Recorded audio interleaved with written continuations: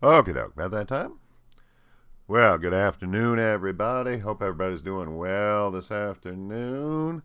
This is Psych 301 Research, Design, and Methodology.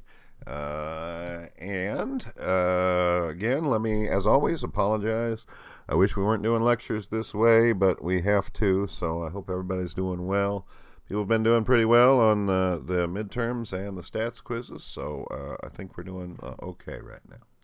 Well, let me remind you, we got stats quiz number 3 on Friday, 12:01 a.m. this coming Friday. Stats quiz 3 will appear. What I'm going to do is I'm going to write 8 problems, and the computer is going to randomly select 4 of those 8 problems for you. So there'll be 4 problems on the test. Here are the list of the tests that are fair game for Stats Quiz 3. So test of a single sample mean, between subjects t-test, within subjects t-test, between subjects variance test, and now the 3 new problems we haven't had before, the within subjects variance test, the correlation, and test of independent frequencies. So out of those 7 tests, you're going to get 4 of them on the test, and we're going to do it the same way as we did last time. People did really well. You just take a photograph of your answers, and then you can email them. This time I want you to email them to the TA, and the TA's email address is artexplains@gmail.com. But that'll be, it's in an announcement on the Blackboard site there, so the TA is going to grade these, okay? Okay, so that'll be on Friday. That's Stats Quiz number 3. Okay, well, let us deal with our main topic then today. Well, actually, the minor topic first. All right, we're done with all the statistical tests in the class. We learned our last one last time. And so now I had one more thing to talk about. I'll call this statistics, odds, and ends. I didn't know quite where else to put this in the class, so I'm going to put it here. This is something they might ask you on the Psych GRE test. A mathematical relationship exists between the T and F distributions. The T and F distributions are mathematically related to one another, and you need to know what that relationship is, because a lot of times it's the sort of thing they'll ask you on the Psych GRE. It's the sort of thing your graduate advisor would expect you to know. And so here is the relationship. I had to write it down here. What's the relationship between the T and F distributions? And that is at any alpha, T with x degrees of freedom squared, and notice where the square is, it's not on the x, so you put parentheses and put the squaring there, equals F with 1 comma x degrees of freedom. And that would be for any x, so we could take whatever, x could be 8, T with 8 degrees of freedom squared is going to be equal to F with 1 comma 8 degrees of freedom. So I hope you got that down. That's on the final exam review sheet. The final exam review sheet is on the front of the Canvas site, if you want to go there to see it. So let me explain what I mean by that. T, and a lot of times the way this is expressed is T squared equals F, T squared equals F. I don't think that's a very good way of saying it, because then you don't convey that the F has to have 1 degree of freedom in the numerator. But let's say, here's a t-table here. Let's say we took 12 degrees of freedom.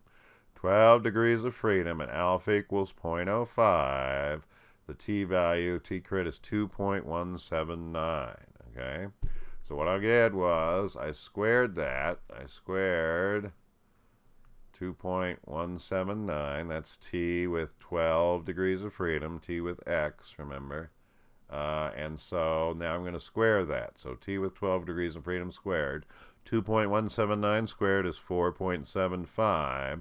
So prediction is, since we use 12, if we go to F with 1 and 12 degrees of freedom, it should be equal to 4.75. So let's see. 1 degree of freedom down to 12. Ah, there it is. I don't know if you can see that or not. I'll blow it up a little bit. 100%. All right. 1 and 12. Now that's the t table. Here's our f table. 1 in 12, 4.75, just like we predicted there. Okay, so T is 4.75. Okay, doke. So that's what I mean by the relationship between the T and F distributions. If I ask you on the test, this would be the shortest correct answer you could give me on the test. T with x degrees of freedom squared equals F with 1 comma x degrees of freedom. Okay, so that's it for statistics, odds, and ends. And now let's get on to the next topic that we're going to be covering for several days. And our next topic is going to be survey research. Survey research. Well, let me begin by defining what survey research is. And this is research in which data is collected by directly asking subjects questions. Research in which data is collected by directly asking subjects questions. And so this is the most common type of research technique in counseling psychology, also in sociology. And so it's very, very common for psychologists and other people to use surveys. Now, probably more than any other research technique, this is the technique that the average person who has not been trained in research methods is likely to encounter. And that's one of the things that I wanted to emphasize in the class, is instances where you can educate the general public about things. Well, no, this is no more true in any other field than in survey research. So there's a lot of weird things you can do to manipulate a survey. Now, the example I want to give, unfortunately, I had some really good data, but it's at school that I can't show you here. But the example I wanted to give was the presidential election polls prior to the 2016 presidential election between Donald Trump and Hillary Clinton. And I don't know if you recall those or not. It's been 4 years, but Hillary was expected to win by a landslide, just a huge victory. There was a guy from some Princeton consortium of pollsters. It was a group of professors at Princeton who were analyzing the polls. He claimed there was a 99% chance Hillary is going to win, and he said he'd eat a bug on TV if she won, and he had to eat the bug, which made me happy because he was really a smug guy, so I wasn't sorry he ate the bug. Well, I hope maybe I can go to school this weekend and bring back that data, because I'd like to show it to you. But that's what I want to try and explain. The polls claimed like over 90% chance, all of them were saying, that Hillary was going to win that election, and when it came out, all the polls were wrong. In fact, way wrong in many cases. What is going on with that? How can these surveys, which claim like a margin of error plus or minus 2 or 3% typically, how can they be so off? Well, what I want to talk about, and at the end of our lectures, going to spend a week on this. At the end of all of our lectures, I hope we can explain maybe why those surveys were so off. But what we're going to do today is I'm going to give you actually a history of survey research. And as part of that history, I'm going to talk about the different sampling techniques that are used in survey research and kind of the costs and benefits of each of those different techniques. One of the more interesting things is this was a case where scientific progress was driven by political events. So things like miscalling a particular presidential election would lead to innovations in how polling is done, and I think this past election is going to be the same. I think there'll be innovations as a result of that too. So let's talk about history of survey research, and as part of that, what we're going to try and emphasize is the different techniques one can use to do random selection when you're doing surveys. So history of survey research. Well, the very earliest research on this topic, the first polls that were done on elections. And so people wanted to know who was going to win the election beforehand. And so in the 1890s, some newspapers began printing sample ballots in the newspaper that would be just like the ballots that people would fill out when they actually went to the elections. And people were encouraged to fill out the ballots and then mail them into the newspaper, and the newspaper would report the results when they were done. Well, what you found was that these polls were terrible. They were never accurate. And the reason they were never accurate is what the workers for a particular candidate would do under those circumstances is buy up a bunch of newspapers, fill all of them out in favor of their candidate, and then mail them in because they wanted their candidate to look like they were going to win the election. And so those weren't very good. And so now they tried a different technique. They tried to stand outside the newspaper office during regular business hours. And then as people passed by, they would stop them and ask them who they were going to vote for in the election. Now, certainly this can't be gamed in the fashion that the earlier ones could, but this had a problem too. And I want to pause for a second to see if you can see the problem. What would be the problem with trying to get accurate survey results if the way you were doing your survey is you were contacting people who were outside of the newspaper office during regular business hours? And I would say, well, it's a weird set of people who would be passersby of a newspaper office during regular business hours. So these are not people who have regular 9-to-5 jobs. They're people who are, for some reason, downtown during the middle of the day. And certainly not going to include people who work on farms or people in rural areas generally. Certainly not going to include like people in hospitals or invalids. And so you're getting a very strange set of people, people who happen to be in the downtown of a city during regular business hours walking around. That's not going to be representative of the population as a whole. So now you're biasing the sample, and so now that's why the results don't come out. Your sample is not representative of the population anymore. Now, beginning in the 1920s, there was this magazine. It was called the Literary Digest. It was kind of like Time magazine is now. They would have news stories. They'd also have fiction stories as well, so it's a little bit different than Time. But as a publicity stunt to try and increase their circulation, what they would do is, starting in 1924, they would send out junk mail trying to get people to subscribe to the magazine.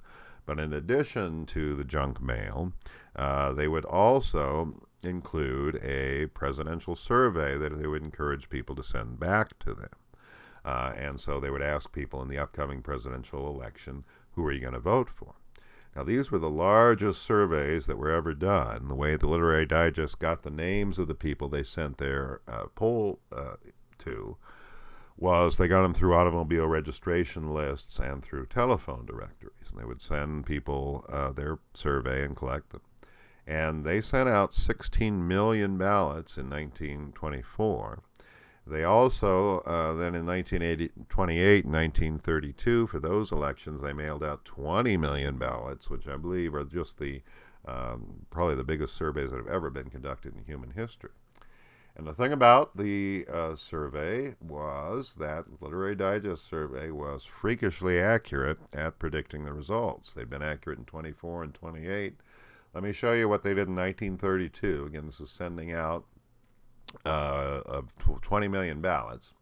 Now, I'll give you a chance to show off, or if you know your American history, who were the presidential candidates in 1932, I always ask.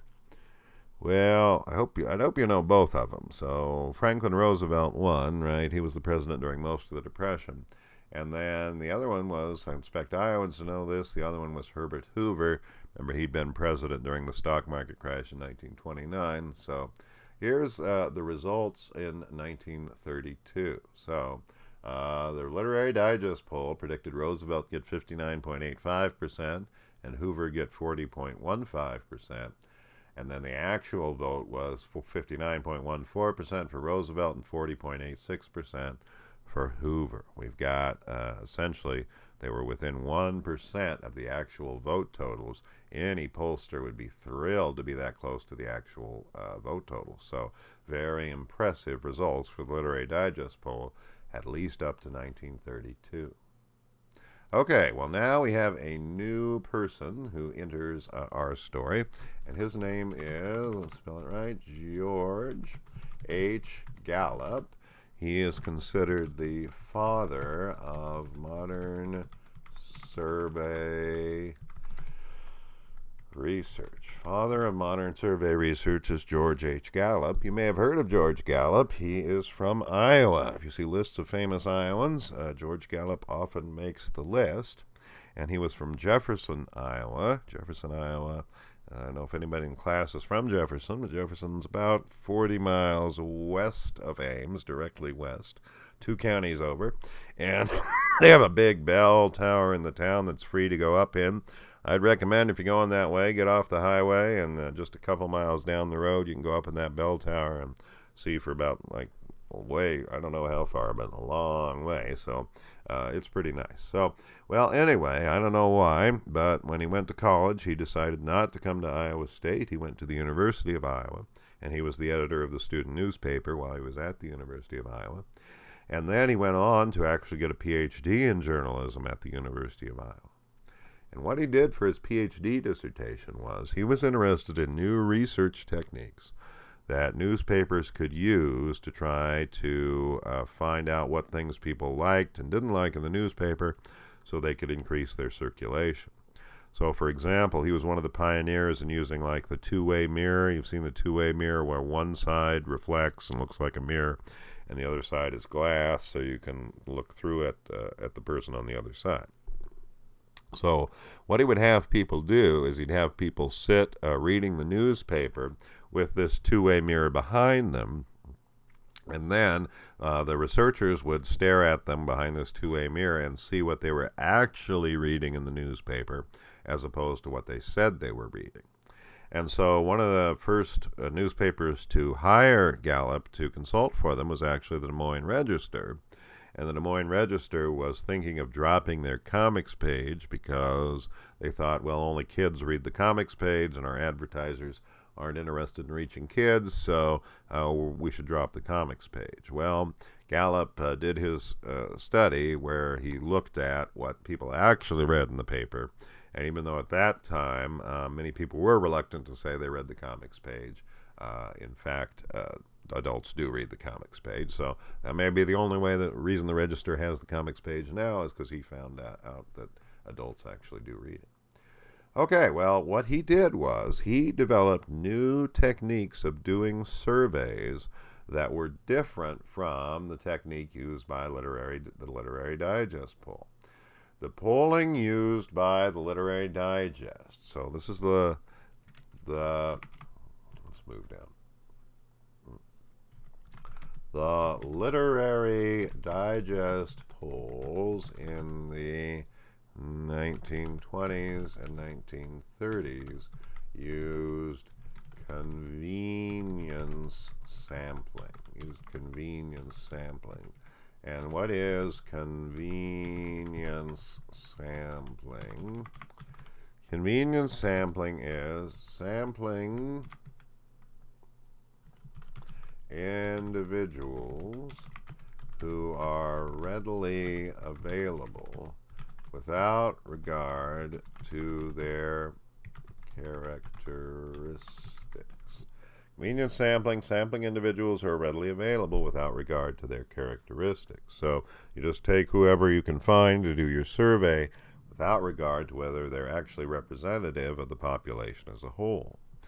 Now, if you recall, when Literary Digest was doing their survey, they used automobile registration lists and telephone directories to get the names and addresses of the people they were sending the survey to. And I'd ask you, in the 1930s, can you think of any bias that would occur in the sample if the way you were getting your names was through automobile registration lists and telephone directories? And I think the answer is, well, we're in the middle of the Great Depression, so really only very rich people would have automobiles, and they'd be, in that time, more likely to have telephones as well. And so they were getting the names of rich people. Not surprisingly, they wanted to sell the magazine to rich people, and so that's not surprising. But if rich people and poor people vote differently, well, that introduces a source of bias into the sample. And that is the problem with convenience sampling, the resulting sample. There's no reason to suppose that it's in any way representative of the population. And so the problem with convenience sampling then is problem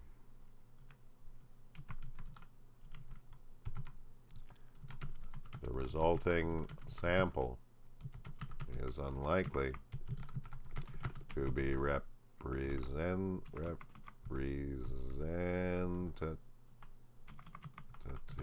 of the population. And the resulting sample is unlikely to be representative of the population because you're probably getting some sort of sampling bias where certain group of people are more likely to participate in the sample than others.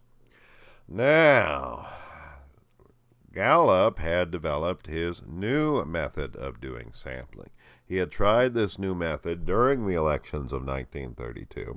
Specifically, his mother-in-law was running for Secretary of State of the state of Iowa in that election. No woman had ever won that position before, and I believe she was running as a Democrat, and no Democrat had won that position as before. And he did polling for her. He also did polling for some of the congressional races in Iowa. And he found that his surveys using his method were very, very accurate.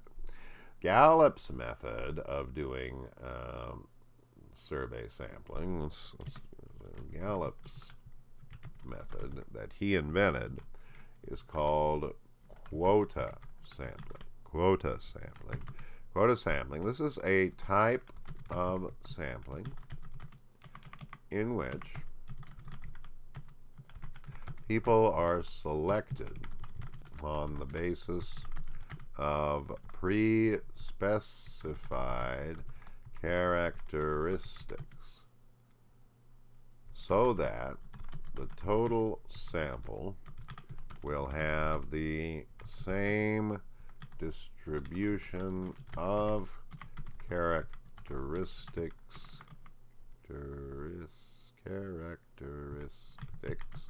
as the population. All right, quota sampling, a type of sampling in which people are selected on the basis of pre-specified characteristics so that the total sample will have the same distribution of characteristics as the population.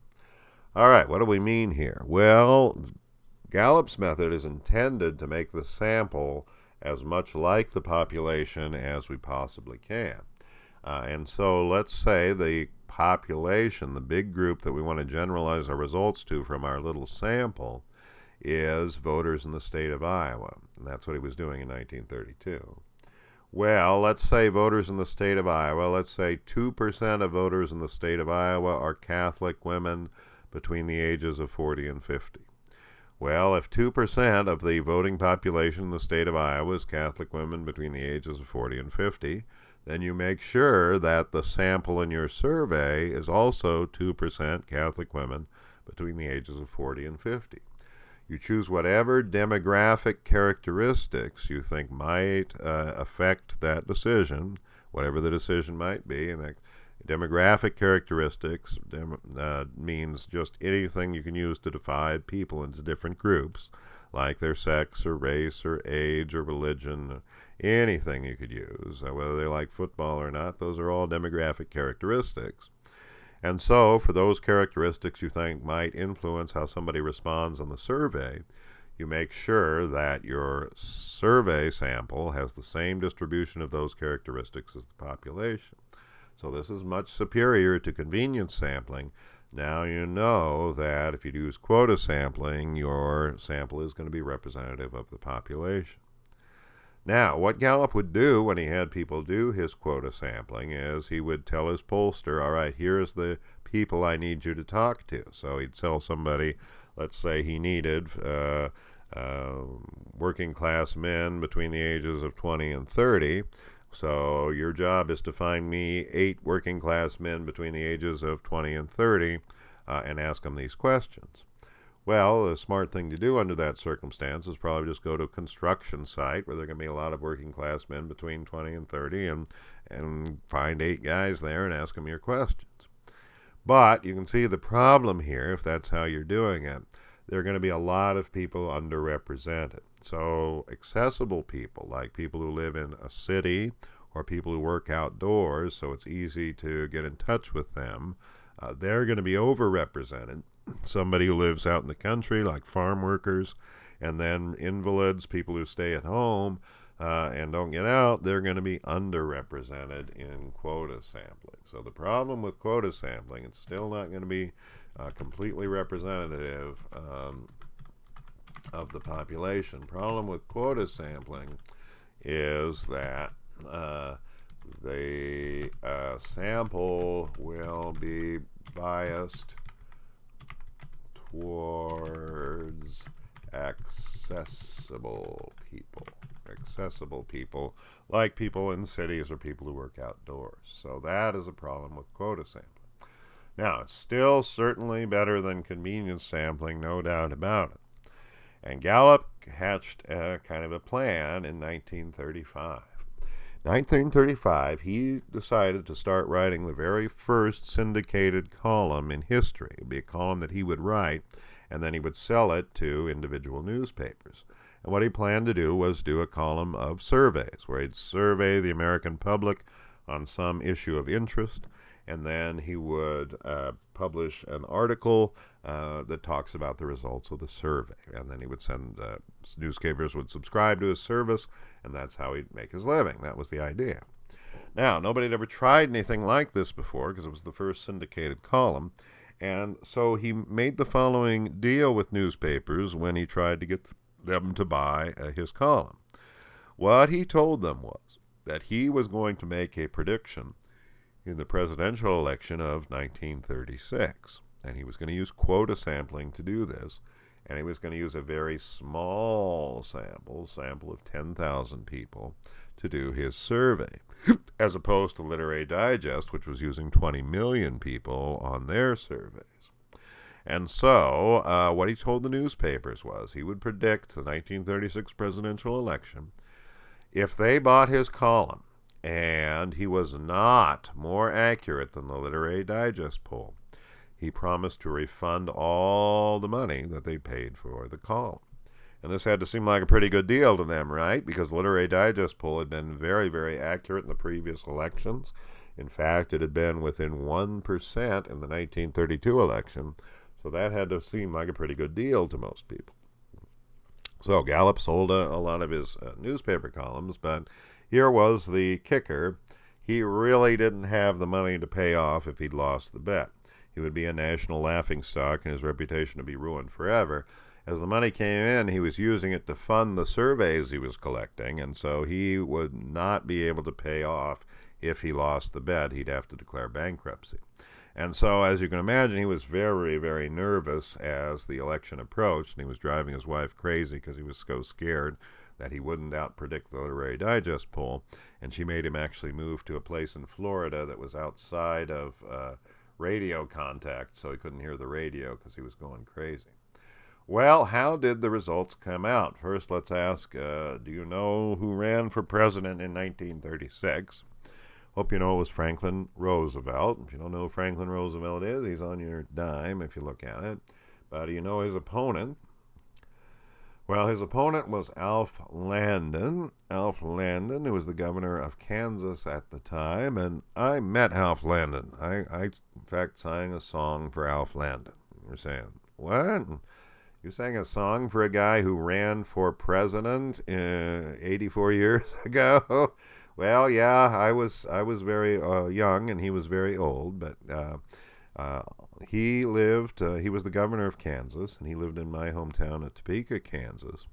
And on his birthday every year, they would bus all the junior high kids in the city to his house, and we would stand on his lawn and we would sing Home on the Range for him. And it always appeared to make him happy, and he would always give the same speech.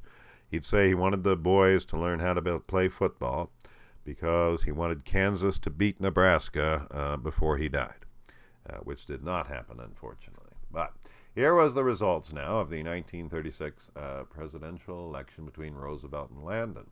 Literary Digest poll predicted 57% for Landon, 43% for Roosevelt. Gallup poll predicted 54% for Roosevelt, 46% for Landon, and the results, one of the biggest blowouts in presidential election history, 61% for Roosevelt, 39% for Landon. So, Gallup won his bet. He picked the winner right. Literary Digest was very, very wrong. They were within 1% in 1932. In 1936, they're off by 18%. And Literary Digest actually went out of business just a few years after this. So obvious question is, how come Literary Digest poll was so accurate in 1932 and so inaccurate in 1936? Well, remember, the problem with the Literary Digest poll is that it's over-representing rich people. And what historians think went on here is that prior to Franklin Roosevelt being president, it was just as likely for a poor person to be a Republican as a Democrat, and just as likely for a rich person to be a Republican as a Democrat. So that's why it didn't really matter they were oversampling rich people in 1932. But Roosevelt caused a huge polarization. So when Roosevelt passed the New Deal, which raised taxes and caused a lot of spending, poor people loved the New Deal and rich people hated the New Deal because they're the ones who had to pay for it. And so that's where you saw this bifurcation that persists today, where rich people tend to support Republicans and poor people tend to support Democrats. That wasn't true in 1932, but by 1936 it was. And so that's why over-representing rich people in your poll led to the Republican looking like he got more votes. So that's our best guess is what went on. But anyway, this is the election that made Gallup famous. He was super famous that with his very small sample, he was able to be more accurate than the Literary Digest huge sample. And so this did make his name. One thing I would have you notice is how far off was Gallup. He wasn't really very close. He was off by 7%, you'll notice. So in the election that made his reputation, he was off by 7%. Let's remember that. All right. Well, let us continue with our story of survey research. Gallup continued to do his surveys, and he continued publishing his column. And he made predictions in the presidential elections of 1940 and 1944. But interesting thing was, every single time that Landon did one of his surveys, he always over-predicted the Republican vote. That is, in his surveys, the Republicans got more votes in the survey than they actually did when they went to the general election. And so in 1946, Gallup was called before a congressional committee to talk about this because congressional Democrats were upset that his polls were always under-predicting the Democratic vote. At this committee hearing in Washington, the members of Congress pointed out to Gallup that in the time since he developed his quota sampling, other sampling techniques had been developed in universities that had been shown to be more accurate than quota sampling. These types of surveys are called probability sampling. Probability sampling. And probability sampling is a method of sampling that includes a random selection component. Probability sampling, a method of sampling that includes a random selection component. So neither convenience sampling nor quota sampling has any kind of random selection at all, right? In neither case are you selecting people randomly from a bigger group. So probability sampling had been shown to be more accurate than quota sampling. And there are a number of different types of probability sampling, and you need to be able to identify each type. So let's talk about the types of probability sampling. Types of probability sampling. First one I want to talk about is simple random sampling. Simple random sampling.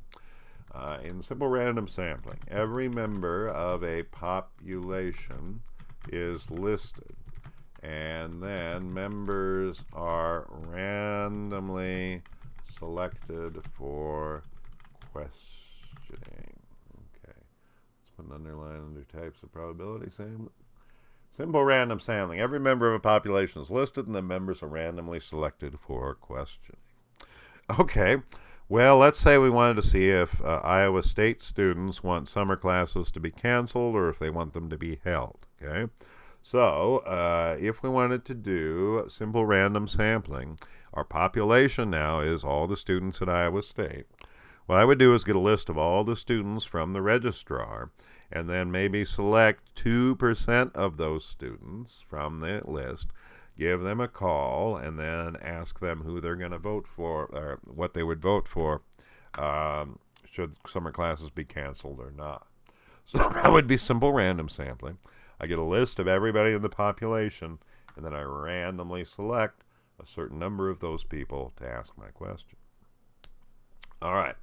Now, next type of probability sampling I wanted to talk about is called stratified random sampling. Stratified random sampling. The total population is divided into demographic groups, and then members of each group are randomly selected for questioning. Similar stratified random sampling. The total population is divided into demographic groups, and then members of each group are randomly selected for questioning. Okay, so let's say we want to know if Iowa State students want summer classes canceled, yes or no. What I'm really worried is I don't want like the graduate students to be more represented than the freshmen or sophomores or seniors or juniors. I'd like to have each class of student proportionally represented in the sample, and I can't be assured of that if I use simple random sampling. So now what I'm going to do is I'll get from the registrar's list a list of all the students at Iowa State. I will then divide the list into sublists. I'll have a sublist for freshmen, one for sophomores, one for juniors, one for seniors, and one for graduate students. And now I'll randomly select, say, 2% of the people off each of those lists and ask them our question. So what that means is that now there won't be like freshmen or graduate students or others overrepresented in the survey when we're done. Okay, so that is stratified random sampling. Last type of probability sampling I want to talk about is multi-stage sampling. Multi-stage sampling. In a first random selection stage, natural groups, e.g. cities, zip codes, colleges, are randomly selected. Then in a second random selection stage, a certain percentage of people are selected from each of the groups chosen in stage 1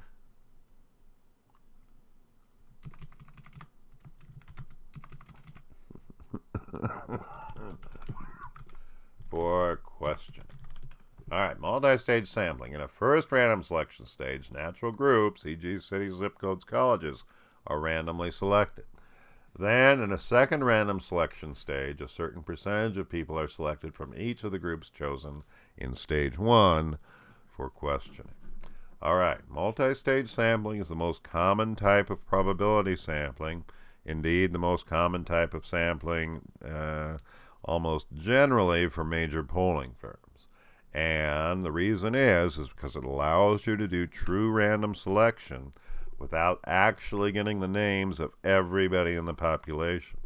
See, simple random sampling and stratified random sampling are extremely expensive because you actually have to get a list of all the people in the population before you do your random selection. But with multi-stage sampling, you don't have to do that, but it still constitutes true random selection. So let's explain and give you an example of multi-stage sampling. Let's say I wanted to poll all the college students in America about who they want to vote for president, Donald Trump or Joe Biden. Now, to do simple random sampling or stratified random sampling, I would have to get a list of all the college students in America, which would be prohibitively expensive. Instead, what I'm going to do is do multi-stage sampling. So I want to sample all the college students in America. First, I will get a list of all the colleges in America, and I will randomly select a certain percentage of those, maybe 3% of those, for example. And then I will get a list of all the people at the colleges I selected in the first stage, and then randomly select some of them, a certain percentage of them, say 2%, excuse me, for questioning. So, remember what random selection is. Random selection means every single person has an equally likely chance of being chosen to participate in the research before the research starts, and that is true if you use multi-stage sampling. Everybody had an equally likely chance to be chosen, but this allows us to choose people without getting all of the names, because what we're going to do is first choose colleges, and then rather than getting everybody's name at all colleges in America, we just have to get the names of the people at those colleges we chose in stage one. So that's why multi-stage sampling is very, very popular. Okay, so these types of probability sampling, they are the most accurate. They're also the most expensive.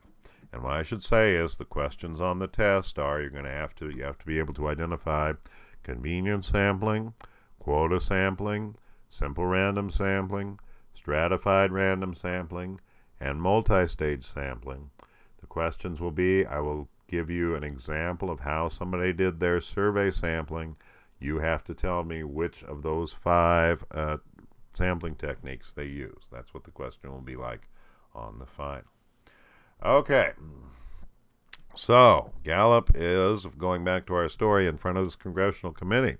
They've told him there are these new probability sampling techniques that are more accurate than quota sampling. Why aren't you using these new techniques? And what Gallup said was, quite correctly, no survey sample is going to be completely representative of the population. And so we're only talking about degrees of accuracy here. And although quota sampling is less accurate than probability sampling, it's also much, much, much cheaper. And you'll notice I've always got the presidential elections right. And so the cost of doing probability sampling is so prohibitive that I'm going to stick with quota sampling. That's what he said. Okay, well, this was in 1946, and now we go to the infamous presidential election of 1948. Anybody know who was the president at the end of World War II in 1948? Okay, that was Truman. Harry Truman dropped the atomic bomb, and he was still president in 1948. And then his opponent was Alvin Dewey, who was a prosecutor in New York. And let me show you the polls. There were 3 different polls at that time. Gallup poll predicted Dewey was ahead by 6% here. Roper poll, the Elmo Roper poll, still exists, and they predicted Dewey was going to win by 20%. Crosley poll was the 3rd big polling firm in 1948. It does not exist anymore, but they predicted Dewey would win by 4%. So every single poll in America predicted a blowout victory for Dewey. And you might remember there's the old Chicago Tribune photo with Harry Truman holding up the newspaper, Dewey beats Truman. They printed that before all the results have been touted, and so Truman got 52%, Dewey got 48%, and Truman was reelected. All right, all of these firms were using quota sampling, and it was this election that led to the end of quota sampling because it was such a fiasco. What I'd have you look at is, look, this destroyed Gallup's reputation when he called this election wrong. How far off was he in this election? Well, he was only 5% off of the actual totals in this election. But remember the election in 1936 that made his reputation, he was off by 7% in that election. So he was actually more accurate in the election that destroyed his reputation than in the one that made his reputation. And what does that tell you about human psychology? Well, it tells me we don't really care how accurate you are. We just care if you pick the winner right. So, yeah, that's the case. Okay, well, the 1948 election fiasco led to the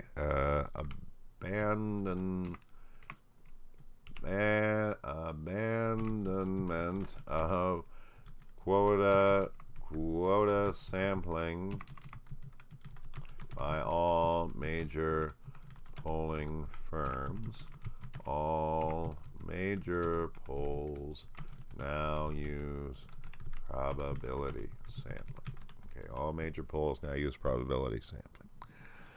Okay, so that's it for today. Remember, we'll talk about this topic starting on Monday next week, because Friday we got Stats Quiz 3, right?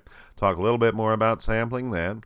But thanks a bunch, and I hope everybody's doing well. I hope everybody's staying safe, and we'll talk to you next week. Bye-bye.